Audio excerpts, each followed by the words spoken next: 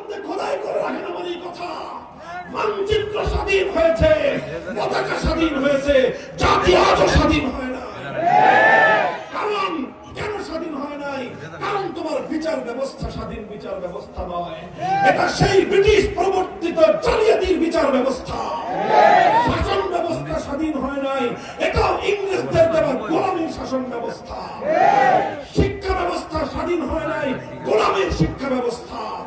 গোলামীর শিক্ষা ব্যবস্থা দিয়ে গোলাম তৈরি হয়, গোলামীর শাসন ব্যবস্থা দিয়ে চোর বাটপার তৈরি হয়, গোলামীর বিচার ব্যবস্থা দিয়ে অন্যায় হয়, জুলুম হয়, ন্যায় বিচার হয় না। বলবেন উপায় কি? উপায় একটাই, মানচিত্র স্বাধীন করেছি, পতাকা স্বাধীন করেছি, এবার এই জাতিকে মুক্ত এবং স্বাধীন করতে হবে। বলবেন জাতিকে মুক্ত স্বাধীন করার উপায় কি?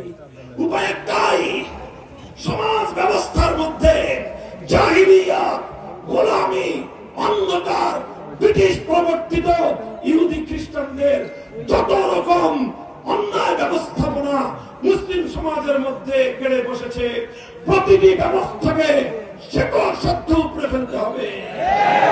রাজি আছেন? প্রস্তুতি গ্রহণ করেন, প্রস্তুতি গ্রহণ করেন ইনশাআল্লাহ।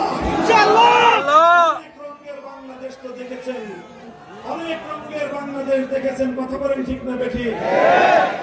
সোনার বাংলাদেশ দেখেছেন, নতুন বাংলাদেশ দেখেছেন, সবুজ বাংলাদেশ দেখেছেন, সর্বশেষ ডিজিটাল বাংলাদেশের ভেলকিও আবায় দেখা গেছে। সব রঙের বাংলাদেশ দেখা শেষ, এবার আলেম সমাজ হাতে হাত রেখেছে, এক নতুন বাংলাদেশ দেখতে চাই, সেটা হলো ইসলামের বাংলাদেশ।